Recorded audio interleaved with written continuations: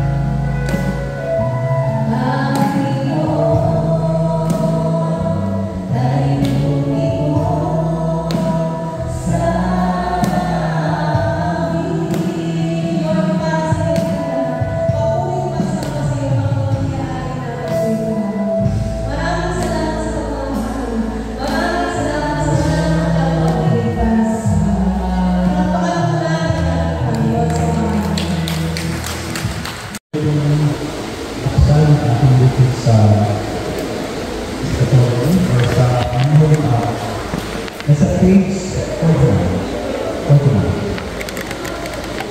Pag natin natin sa tatalakayin dito, ay assume and give sa bawat purpose natin ng mga kapatid ay mauuwa nito kapag mas hindi ko ipapaliwanag sa ating isang kontroversial na topic din mga kontroversial kasi sa ating mga tao nakapokus, nakatutok sa topic nito patungkol sa pagkakas ng ating Panginoon. Tayo po ay manalangin para tayo tulog sa mga. Dakilang Diyos, maraming salamat po. Ngayon umaga, tulungan mo kami na sa buwan namin, maintindihan namin, maunawaan namin kung ano ang aming magiging kapayuan pagdating sa araw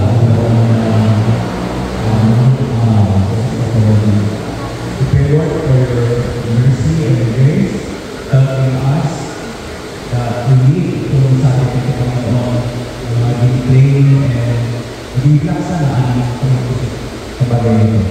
Hindi kami madala ang mga makalat ang mga conspiracy theory regarding this and matters that talks of the second time ng aming Panginoon.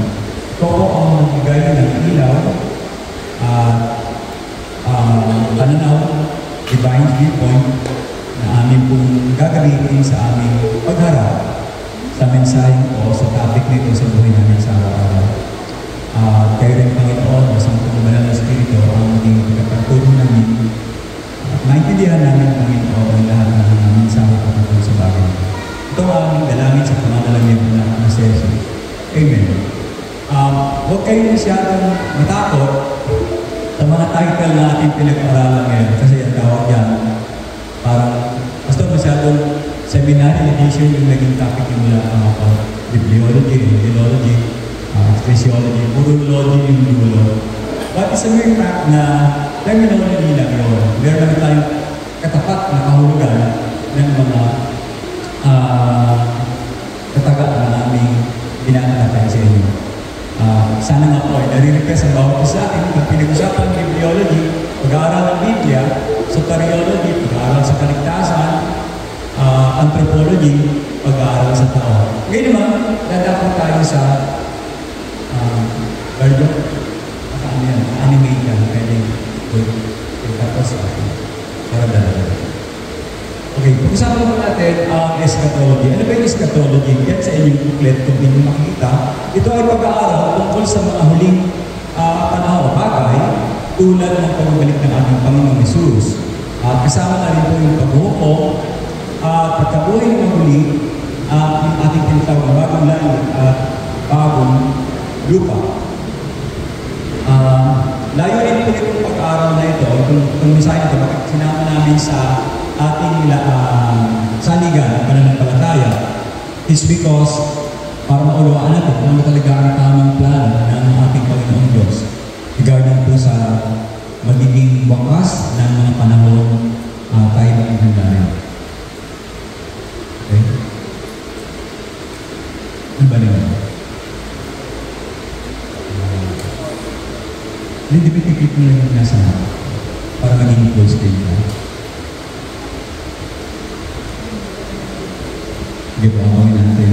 So, ating pag-isipan yung mga bagay ng mga kapatid. Kasi sa kansulugan, napakaraming mga nagtuturo, maraming mga, I would say, mga scholars, mga Bible scholars, na lahat sila ay nakatanaw dito sa bagay na ito. Siguro patayin na lang natin yung ilaw para hindi yung mabasa.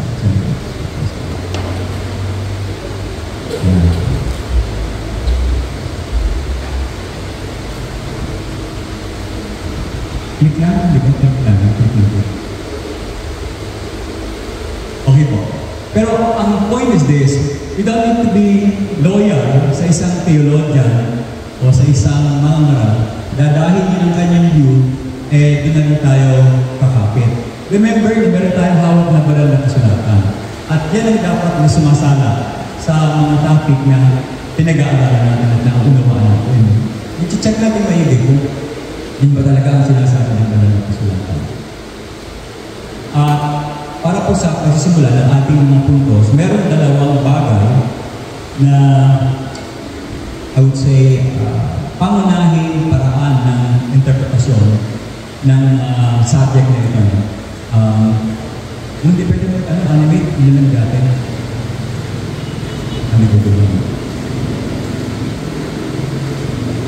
Okay? Anyway, sa inyong booklet, meron lang mo pala ng yung tinatawag na dispensationalism. Again, yung salitang isip sa magiging sistema. At saka yung isa ay covenant theology. Dalawang naman ito. Kumbaga, kung meron kayong salamin, meron kayong sunglasses, pag ang suot mo ay yung salamin ng sobra na, atras, ang suot mo ay salamin ng dispensationalism, ang magiging basa mo sa Biblia ay dispensationalist, magiging dispensationalist ka. Kung ang suot mo ng salamin ay covenant theology, magiging basa mo sa banal na kasulatan, ay ganun ang magiging stand mo. Kasi yun ang ginagamit mo ng pananaw. Pero, ano ba ibig sabihin ng dispensationalism bago ako mapananaw? Ito yung pinag-uusapan yung ito ng plano ng Panginoon. Kaya yun ay minsan yung subject ng dispensationalism, may hati-hati dyan. Meron law, meron grace, meron rapture, may tribulation, may millennium. Samantalang doon sa covenant theology, 4 lang naman ang hati nun. Creation, fall, redemption, and then new heaven and new earth. Nakasalalay siya dun sa pangako ng Panginoon kung ano yung mangyayari sa hinahanap. Nakuha nyo? Yung dispensationalism, nakadak dun sa panahon. Iba-ibang panahon ang kanilang pagsukat na pagdating ng ating Panginoon. Samantalang yung covenantal, nakasalalay sa mga pangako ng Panginoon. Kaya kung makikita kayo minsan, yung sabi dyan, Davidic covenant, Abrahamic covenant, Mosaic covenant, at yung panghuli, Messianic covenant. Okay? Now, meron tatlong, para mas bigit natin maunawaan kung ano talaga ang ibig sabihin ng second coming, meron tatlong views na umiral at ginawa ng mga theologian at mga scholars din. Una, meron tayong tinatawag na pre-millennialism. Pangalawa, meron tayong tinatawag na a-millennialism. Pangatlo, meron tayong tinatawag na post-millennialism. Now, mga kapatid, saan ang galing yung salitang millennialism? Okay, next verse. Yan po, ang pinagkuhanan nila ay nasa Revelation chapter 20 verse 3. Okay, basahin natin sabay-sabay para hindi tayo ito.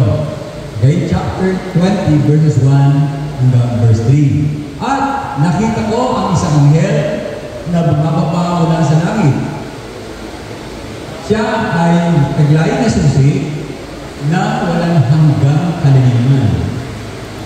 Siya ay may hawak ng malaking talikala at pinuli niya ang dragon na ito ang ahas noong matagal na panahon. Siya ang Diablo at si Satanas. Siya ay ginako sa loob ng 1 taon o 1,000 taon. At itinapon siya sa walang hanggang kalaliman upang hindi siya makapagligaw ng mga bansa. And then what happened? Sinahan na siya at nilagyan ng selyo sa ibabaw niya. At siya'y mananatili roon hanggang matapos ng 1,000 taon. Pagkatapos ng mga bagay nito, ay kinakailangan pakawalan siya ng Diyos. Kung mapapansin niyo po yung talata, walang binabanggit doon sa pagbalik ng Panginoon. Ang talata, ang reflection niya has to do with 1,000 years. 1,000 taon, kaya nilakayan kung siya ito, 1,000 taon. Okay? Ang 1,000 taon, doon ang galing siya itang millennium. Okay? 1,000 taon, millennium. So, diyan nagkaroon ng pananaw ang mga teologian sa kasalukuyan, mga Bible scholars, sa ating pag-aaralan ng mga pa. Kasi simulan natin, ano yung una? Pre-millennialism. Isa-isa lang. Okay. Ano yung pre-millennialism na yan? Yung salitang PRE, ano yung sabihin yung salitang PRE? Bago. Okay? So, ito yung timeline para maintindihan natin yung buhay natin. Okay, dumating ang Panginoong Jesus, tapos ang panahon ngayon, nandito tayo sa 2025. Ang premillennialist ay meron siyang hati-hati ng panahon sa mga sa yung tunang panahon. At yung pinaka-highlight na inaabangan ng karamihan ngayon ay yung una, yung rapture. Okay? Meron silang pinaniniwalaang rapture. At ito ay tatagal na 7 taon dahil susunod yung panahon ng mahigpit o kapighatian, malupit na kapighatian. At pagkatapos, dadating ang Panginoong Yesus at saka palang mangyayari yung 1,000 taon at sa dulo niyan, nandun na yung judgment, yung bibigay ng mga palibagong katawan ng mga nananampalataya sa Panginoon, magkakaroon ng resurrection, judgment. Nandiyan na yung new heaven and new earth. Okay, kung mapapansin nyo, minsan kasi pag sinabing premillennialism, ang tawag sa kanila, futurist. Future. Dahil mula sa panahon ng Panginoong Jesus, ang hula nila dun sa Matthew 24, ito'y magaganap sa future. Kaya marami nag-aabang ngayon sa rapture, sa 7 years, o 7 taon ng kapighatian, o 7 taon na meron ng kapighatian, tapos meron pang malupit na kapighatian yung gitna. At tapos dadating yung Panginoong Jesus, tinatawag natin second coming. Ito pa, ito ay saklaw na tinatawag natin dispensationalism. Alam ko, nahihirapan na ito. Ang dispensationalism, hindi lang siya isa. Marami pa siyang klase. Merong neo-classical dispensationalism, meron yung classical dispensationalism. Meron pang mga iba at may mga ring founder ng subject na ito. Now, para sa inyong information, itong premillennialism, it was cited noong mga 18th century ni Nelson Darby. At siyempre sumikat siya dahil nagkaroon ng Scofield Bible. Kung naalala niyo yung Scofield Bible, siya nagtulak nitong premillennialism view. At the same time, nagkaroon ng pelikula, God Behind, Rapture, Tribulation. Talagang halos lahat ng mga tao ay nakasaklaw ng isip sa ganitong pananampalataya, paniniwala. Pero what about nung wala pang 18th century, hindi pa nasasabi ni Darwin na ang view ay premillennialism. May mga reform movement before na hindi ganyan din ang kanilang view. At ang view naman nila ay tinatawag natin millennialism. Okay? And yan naman yung timeline at nandiyan si Christ. Now, ano naman yung millennialism? From the word ibig sabihin, wala. Hindi sila naniniwala sa millennium. Para sa kanila, ito ay figurative, itong 1,000 years. Hindi siya literal na 1,000 years. Compare sa premillennialism, literal na 1,000 years yung mangyayari, magaganap bago dumating yung tinatawag ng pagmuhukom at bagong lahat ng pagmuhupa. Okay, so, more or less, parang parehas din sila ng structure ng susunod. Pero, tingnan natin yung kanyang timeline. Pagdating ng Panginoon, okay, year 25, sa kanila, mga kapatid, diretso mo na yung dulo. Okay, pag sinabing millennialism, ang millennium sa kanila ay nagsimula kay Christ, okay, hanggang sa hanggang sa second coming. Second coming, yun.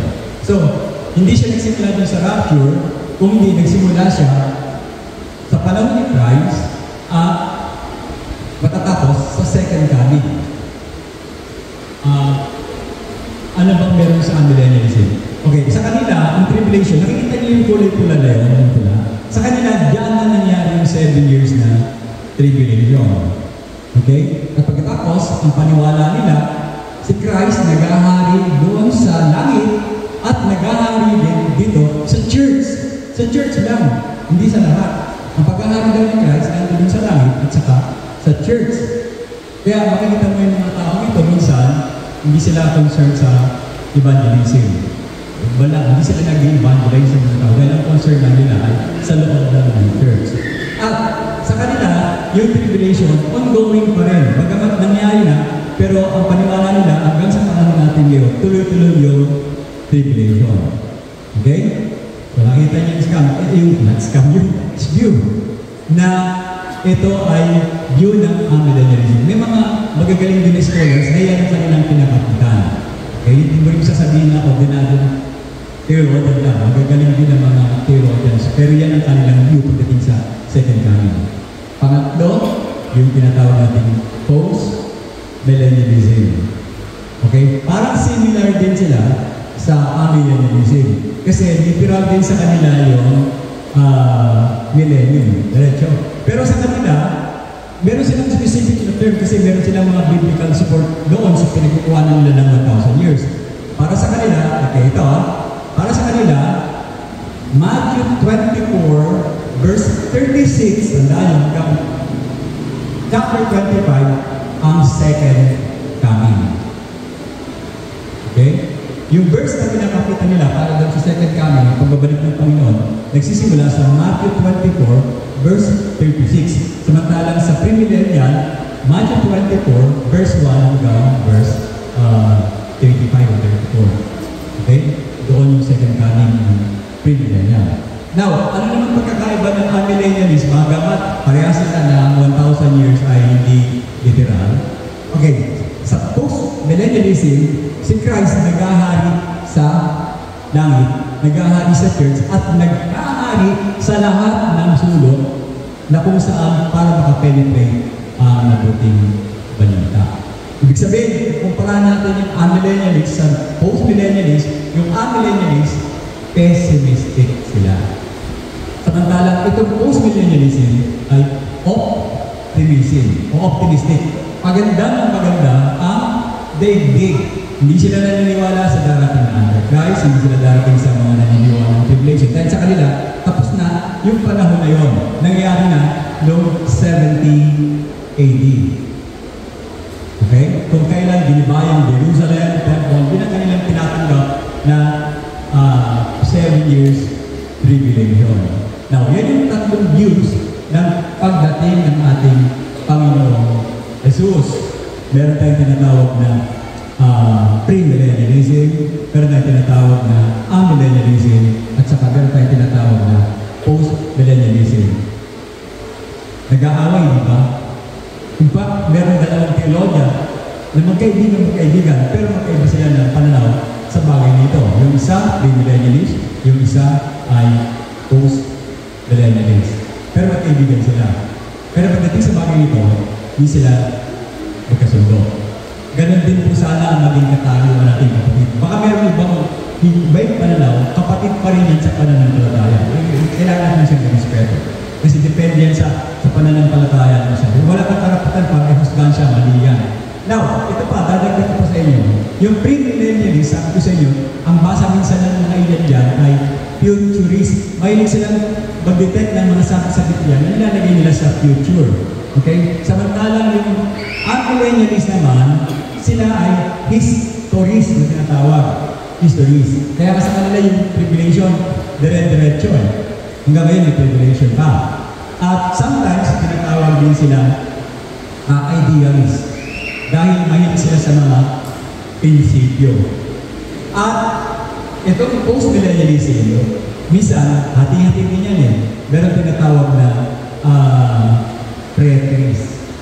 Preterist. Ano yung preterist? Preterist, naniniwala na tapos na yung mga kaganapan sa Biblia. Now, dalawang klase ang preterist. Merong full preterist, merong partial preterist. Yung full preterist, lahat ng kaganapan tapos na. Now, ito babanggitin ko kasi uso ito ngayon at saka maraming naniniwala nito.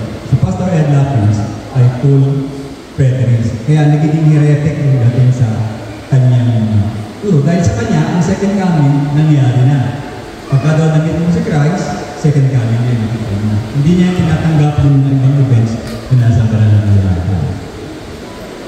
Yung partial preterist, naniniwala pa rin na darating si Christ, second coming. Pero, yung ibang mga kaganapan na pinatatakutan ng digdig ngayon, katulad ng gera, mga lindol, mga pagbagsak ng ekonomiya, magkakaroon ng one religion government, hindi nila yan tinatanggap. Kasi, ang paniwala ng post-millennialism, go, preach, ano ba? Baptize and make disciple. Ano pang mga salita nandun? Disciple all nation. So yun yung kanilang prophecy, na kailangan ang nation ay maging disciple, not individual, pero lahat maging disciple ni Christ. Kaya pag nangyari yun, parang maganda ang magiging kahilingan ng daigdig ayon sa post-millennialism. Okay po? Pero ito ang napansin ko sa pag-uusap natin ngayon. Ano ang primary factor na meron yung tatlo? Pagbabalik ng Panginoon. Lahat sila naniniwala sa Christ babalik, pero nagkagulo-gulo lang dahil sa mga pananaw nila. Mga sabi, alam niya minsan, yung sinasabi ng brother, yung isim eh. Naggugulo minsan pag nilalagay mo ng sistema, yung pag-aaral mo, lalo na nagagaling yan sa sarili mo lang ng mga pananaw. Okay? So, anong magiging kalagayan? Alam, may mga tanong dito na sasagutin niyo yan sa pag-aaral niyo. Pero, ang address ko sa inyo, ang challenge ko sa inyo is, okay, magkaroon ng istansa mga bagay na yan. Believe na darating ang Panginoon Yesus. Sapagkat yun man ang katotohanan, babalik ang Panginoon Yesus. But the point is, hindi ka naka-focus doon sa... Kasi, kung totoo lang, hindi naman tayo kasama doon sa mga... Kung sakaling totoo yung privileges, hindi naman tayo makakasama doon dahil miracle niya. Tatanggalin na tayo. Kung gano'n yung view. At doon naman sa kapila, hindi nyo rin siya kailangan katakutan dahil siyempre tayo ng ating Panginoon. At lahat ng mga parusa ay para lang doon sa mga hindi mananampalataya. So, bakit ka natatakot? Bakit ka magkakaroon ng kaba? Isang matala ang Panginoon ay biyaya. Ang Panginoon ay pagpapagawa. Wala kang nakita sa Biblia na nanalo ng higit sa kapangyarihan ng Panginoon. Ang Panginoon Isus ang siyang totoong hari. Siya ang maghahari sa atin sa buhay natin. Magpakailanman. Okay? So, na kayo makapag-debate, ako ang mami, pastor, ako. Wala akong ganang issue dyan sa bagay niya. In fact, sa totoo lang, maraming nanguhula, naglalagay pa sila ng date, October 23. Dami lang nilagay na date yung mga nakaraan lang na darating na lang ang nangyari ba? Wala. Hindi nangyari. Kasi nga masyado sila nang-focus sa bagay niya. At marami silang inilalabas sa YouTube na mga katakutan na hindi naman nakalagay sa banal na kasulatan. Okay? So remember the principle. Christ will soon come. Darating siya. Pero ang paghahanda, habang inaantay natin siya, makinig po kayo dito, habang inaantay natin ang Panginoon, gagawin niyo yung last part ng inyong aklat.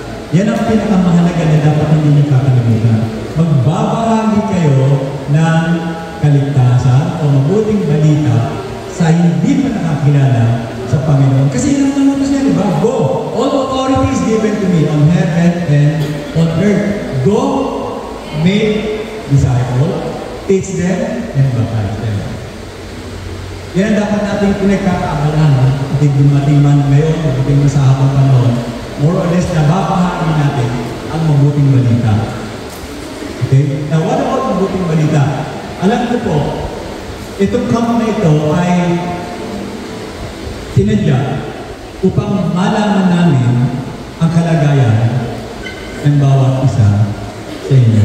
Sapagkat sa totoo lang po, hindi namin alam ang isip ng mga nakapunisip. Tignan niyo yung katabi niyo, yan ba, may kasiguruhan na o wala pa? Pagka dumating ba Panginoon, kasama yan o hindi? Diba? Maaari yung ba sa inyo ngayon lang nakadalo sa gawain ganito. Kaya this is an opportunity mga kapatid. Napakahalaga na malaman natin. Binanggit rin Pastor Ray ng kagabi. Napakahalaga na malaman. Paano ko malalaman? Paano ko makakamtan ang buhay na walang hanggan? Ito ba yung nakukuha ko dahil ako yung mabait? Makukuha ko ba ito dahil pinatuman ako ng kamay at pinanlahin? Ako ba yung magkakaroon na ng buhay na walang hanggan? O kaya naman, lagi ako nagsisimba, kaya ako ay magkakaroon ng buhay na walang hanggan. Tandaan niyo ito, ha? Marami sa inyo, linggo-linggo, nasa simbahan. Linggo-linggo, maaaring nagbibigay kayo, nagkakalob kayo. Maaaring tumutulong kayo sa gawain ng simbahan. Pero ang tanong sa sarili niyo, kapag kayo na wala na dito sa daigdig, which is, lahat tayo ay magiging gano'n, dadaan tayo sa kamatayan. Wala rin itong excuse. Sabi ng Biblia, all have sinned. Fallen, from the grace of God. Ano pa? It is appointed to man once to die. After that, the judgment. Nakatakda na po sa ating mga tao na tayo minsan na namatay at pagkatapos, hatulan na rin ang Panginoon. Napakaaga pa kung ang edad nyo ay medyo bata pa kayo, may mga panahon pa talaga kayo maniwala sa Panginoon. At kapag kayo yung senior na, konti na lang ang panahon ninyo pag-umay. Di ba? Ganun ang buhay natin mga tao, di ba po? Pinapanganak, pagkatapos, pagkatapos, tatanda, magkakatrabaho, magkakasawa, magkakapamilya. Mamaya-maya, pinagluluksaan na siya. Diba? Bakit siya nagtatrabaho para kumita ng pera? Bakit siya kumita ng pera para bili ng pagkain para mabusog? Bakit siya kailangan mabusog para magpahinga? At kapag magpahinga siya, marina siya dahil kinabukasan, magtatrabaho na naman siya. Bakit siya nagtatrabaho para kumita ng pera? Alam niyo, yung buhay na pahinga na ganyan, walang Jesus dyan, walang Panginoon. Ipinamumuhay ng mga tao. Ang focus nila sa sarili. Lalapit sila sa Diyos pag kami nangyayang bagay na hindi maganda sa kanila, which is wrong. Napakamaling motibo. Lalapit ka sa Diyos kapag may kailangan. Kapag wala kang kailangan, hindi mo siya ikilalanin, hindi mo siya napakakala. Napakamaling pamamaraan ng paglapit sa Diyos. Ang tamang pamamaraan ng paglapit sa Diyos ay, kung mababansin ko dyan sa ating pinag-usapan, unang-una ay ang pagsisisi. Kapatid, baka hindi mo ito ginagawa. Pagsisisi. Ano ba ibig sabihin ng pagsisisi? Babaguhin yung isip nyo. Ganit necessary na kailangan mong umiyak o magmuk sa isang tabi para magsisibig sabihin. Hindi po. Kailangan makita mo sa pananaw mo, sa isip mo, na ikaw talaga, alam mo kasalanan, alam mo maraming mga bagay na ginawa sa buhay mo. Nalalaman mo na kahit kailan hindi mo kayang galing ang sarili mo, papunta sa langit. Hindi ka makakaharap sa Diyos dahil napakadumi ng iyong pamumuhay. Sino po dito ang hindi nagkakasala taas sa kamay? Ano pa nagkakasala kami sa Diyos? Ito sa kayo ng lahat tayo ay nagkakasala. Baka kayo na nagkakasala na kayo. Tagalan mo sila ng kasama mo. Ito na. Di ba ganun na? Walang ligtas ng lahat dito. Nagkakasala nito. Now, pag nagsisi ang isang tao, ibig sabihin, anong balik niya sa Diyos? Inilalagay sa sarili mo na isang walang magagawa, isang napakahinang nilalang, isang tao na kahit anong gawin mo, kung may sarili sa harap ng Panginoon, hindi akma dahil ikaw ay patayo ay marumi. Marumi, madilim ang ating kulay. At hindi natin kayang bayaran yung ating kasalanan sa paggawa rin ng mga kabutihan. Ano tawag na doon? Under the table, maglalagay ka sa ilalim ng lamesa para ikaw ay gumanda yung kapil mo. And this is what's happening right now. Ano ba ngayon, mga kapatid? November? Anong ginagawa ng mga karamihan sa mga kapatid na namatay? Ipinapanalangin nila dahil daw para mapunta sa langit. And that is driving. Iglalagay ka sa Diyos para mapunta yung kung alam niyo yung story nun sa aklat ni Lucas, napakaliwanag nun. Ang nagdadasal ay yung mga kumano at hindi yung mga buhay. Nananalangin siya na sana puntahan ang aking kamag-anak para makarinig ko ng mabuting balita. Pagsisisi mga kapatid, sabihin mo sa katanungin mo, nagsisi ka na ba? Seriously, busy sa Diyos, nagsisi ka ba? Lumapit ka ba kayo sa Diyos? Sumuko lang kayo? And from there, pag na-realize mo na ikaw ay isang kasalanan, hindi mo kayang iligtas ang iyong sarili, that's the point na dapat kailangan mong sumampalataya sa Panginoon. Okay? O ano ba ang una? Pagtanggap o pananampalataya? Paniniwala. Ano ba ang una sa dalawa? Kung halimbawa, si Jared may sakit, may lagnat, kailangan ng gamot. May binigay ang gamot, pero tinanggal ko na sa label, pinabot ko sa kanya. Tapos, ano gagawin ni Jared? Iinumin niya o hindi? Tatanong niya. Pero, bago niya tanggapin yun, kailangan pinaniwalaan muna niya yung gamot na iinumin niya. That is what we need to do. Kailangan niya manampalataya sa Panginoon. And from there, matatanggap ng Panginoon, pinapaniwalaan mo siya. Hindi yun. Kasi gusto mo yung patanggapin ng Panginoon, boom, ligtas. O lang ganun. dapat maging maliwanag sa isip ninyo mga kapatid. And I'm praying, kami mga leaders, nagpipray sa inyo, dapat maging tama ang inyong pananampalataya. Tama ang inyong tinanggap. Ano ang pananampalataya sa Panginoon? Ang Panginoong Jesus ay tagapagligtas. Saan kami ligtas? Sa paghugas sa plato? Yan. Kasalanan. Hindi natin kayang bayaran yung kasalanan. Kaya siya inako niya yung mga kasalanan natin. Pangalawa, importante, si Jesus ay ating Panginoon. Dito maraming tumatakas. Ang gusto lang, tagapagligtas. Kaya nagkakaroon ng problema pagkatanggap sa Panginoon dahil hindi naintindihan kung sino yung kanyang pinaglilingkuran. We serve a master na talaga dapat na paglingkuran. Kaya dapat kilala nyo ang Panginoon Jesus bilang yung Panginoon, tagapagligtas at napaka-importante rin dapat Diyos. Ang Panginoon Jesus ay Diyos. Makapangyarihan ng Diyos. Okay. Nakahalip niyo pa ba yung sabihin? Amen nga?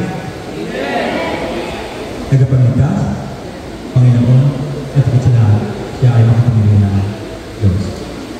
And that values na yung katotohanan talagang sino mang sumampalataya sa Panginoong Jesus ay hindi na mapapahama bagkos makakatanggap ng buhay na putol-putol. Buhay na walang hanggan, mga kapatid. Buhay na walang hanggan. Now siguro sa Bible study niya, pag-usapan niya yung susunod, sabi ni Pastor Raymond kung nawawala ba yung kaligtasan o hindi. Magandang bagay na niya. Kasi minsan yung mga tao hindi naiintindihan talaga, matapos makatanggap sa Panginoon, hindi niya alam yung sarili niya kung siya ligtas o hindi. Kaya nagpapatuloy sa paggawa ng mga bagay na mali. Bakit ba nagkakaroon ng ganung problema ng mga tao? Kaya naman ang sikreto, ano pa nang talagang dahilan? Alam niyo, ang pinakaunang dahilan is manipulation. Manipulation. Kasi maraming simbahan ngayon, pinapadilim yung ilaw, pinapatay, tatawagin sa harap ng mga gustong tumanggap sa Panginoon, and then sasabayan ng makabagbagdanda ng tugtog. Papalungkotin yung aura. Anong tawag natin doon? Emotionalism. Emotionalism. Emotional. Pinaiiyak ng tao. Magsisigilan niya ka dyan. Binabasahan ka ng mga makabagbagdanda ng pananalig ng kapatid. Ito ay may problema. Elders natin lang mo dapat. Kasi lang matama yung sinasabi mo. E minsan kasi ang layo ng sinasabi ng pastor para lang mabagbagin ang dami ng tao. Both of them are wrong. Manipulation yun. Gumagawa ka ng paraan para maligtas yung tao.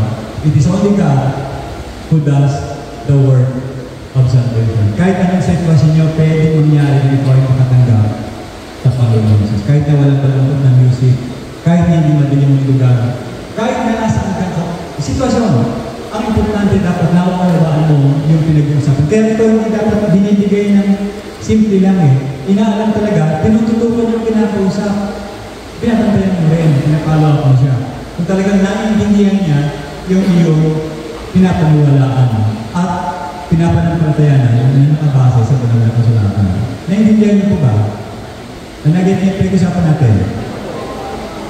So, yun ang aming nais na i-address sa inyo. Although marami pang panahon ngayon, magkakaroon tayo ng breakout session. Siguro dyan sa breakout session, tutukan pa rin natin mga leaders itong subject na ito ng kaligtasan sa mga kapatid natin. Para pag-alis natin dito, at least, hindi ko sabi ko 100%, at least, nalalaman niyo na nagkaroon kayo ng tuloy na relasyon sa ating Panginoon. Hindi dahil sa inyo sarili, kundi dahil sa paglapit niyo, pagsungko niyo, at pag-unawa niyo ng mga katuroan tungkol sa kaligtasan. Kaya po nilagay namin sa hulihan para pag dala-dala nitong buko. Sama na nga, huwag masira ito kasi kagabi nagkakataon natin sa ito. Piniiwan-iwan lang sa tabi-tabi, pinababayaan. This, I would say, dito ito mga kapatid. Dahil lahat ng laman ng pagsisimula ng isang Kristiyano nandito, napakabigat na foundation ito. Kapag natutunan mo, pumasok natin sa iyong puso, yung laman nito, lalo na yung kaligtasan. I would say, doon pa lang natin makikita na ito yung isang Kristiyano na kailangan panibagong paglato sa kanya. Dahil naiintindihan niya yung foundation ng salita, yung faith yung tinatawag natin, pananampalataya. So yung pagtanggap, sabi yan sila Astor, at pananampalataya ay saan? Saan gagawin mo? Sa Diyos. Sa Diyos. Sa ating Panginoon. Hindi sa sarili. Hindi sa kakayanan. Hindi rin sa pera. Hindi rin sa pangalan ng church. Hindi rin sa pangalan ng theologian na masyadong nagtatalo-talo sa subject ng eschatology. Now, I'm not saying na hindi importante eschatology. Importante yan. But then again, hindi mo siya dapat ipangalandakan na, kamustahan ko marunong ako dyan. Ang dapat na maintindihan ang kausap mo pagdating sa bagay niya ay yung kaligtasan ng ating Diyos. Dahil siya ay muling papanito. Siya ay muling babalik. Walang duda, babalik ng Panginoon. Hindi natin alam kung kailan, pero rest assured sa pananampalataya natin at sa kanyang mga salitang binanggit sa bibig ng Panginoon mismo, siya ay magbabalik. At ang kanyang huling tatanggalin, nasa akot ng Korinto, ang huling tatanggalin ng Diyos para sa ating regalo, sa ating mga mananampalataya, ay ang kanyang kalaban din natin na kamatayan. Diba sabi sa aklat ng Revelations, no more tears, no more pain, no more sorrow. Lahat ay pagtuturi na sa Panginoon natin. Well, siguro looking forward to that. Kailan ba yun? Diba naman, di ba? Ibang malat kasi maraming problema. Hindi po ganun yun. Na dahil sa mga mistake sa mga problema. Problema is also a gift sa buhay natin. Para matutunan natin kung paano lumakad na tama. It could be mind problem, physical problem.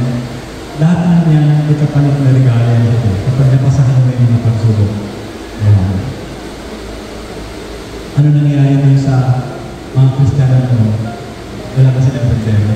Yung pinag-aaral natin sa akin ng Pilipis, napakalapit ng problema ng Panginoon.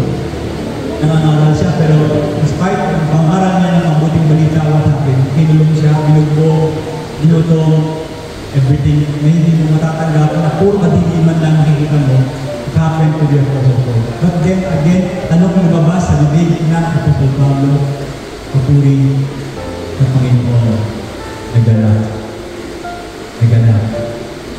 So dapat din tayo maganap, dahil talagang tunay na babalik ng Panginoon. Okay? So, nagkaintindihan mo ba tayo? Alam ko meron kayo mga question dito, pero sa Bible study mo sa bahay, sa church, kailangan ninyong tutukan itong mga sabi nito. But then again, gusto ko iwan sa inyo, bago tayo makahulang-hulay, ay yung inyong pananampalataya. Meron ba kayong kasiguruhan o wala? Kahit kasi gano'n Joseph, magaling sa sounds, kailangan pa niyo ligtasan. Walang ano dito, exempted. Every one of us, we need to come to Christ, repent, at accept ang ating kaligtasan sa Kanya. Okay po? Okay, tayo po yung nalaman. Dakilang Diyos, maraming salamat sa mga nito. Alam ko po, Panginoon, na tayo ang tunay ng mga pamilyang Diyos, na tunay na nagbigay na liwanag sa aming mga buhay. Nawa mo, Diyos, kapitan namin ang iyong salita. Huwag kaming kumapit sa mga pananaw ng tao, mga opinion ng mga tao. Huwag po sa kanang kapitan, pagkapitayain, pakikinig ng salita. Sapagkat yan ang katotohanan, yan ang magbibigay sa amin ng ilaw upang kami ay matutunan tumakbang ng tama sa aming pamumuhay sa araw-araw. Dalangin ko po rin na kung mayroon dito sa amin ngayon, hindi pa talaga nakakaalam ng kaligtasan. Hindi ko Panginoon na tulungan mo siya, gabayan mo siya, at sana nga po ay malaman niya ang tama, ang paraan, ang sistema ng paglapit sa iyo upang makamit niya ang buhay mo lang na matagal mo na pinangako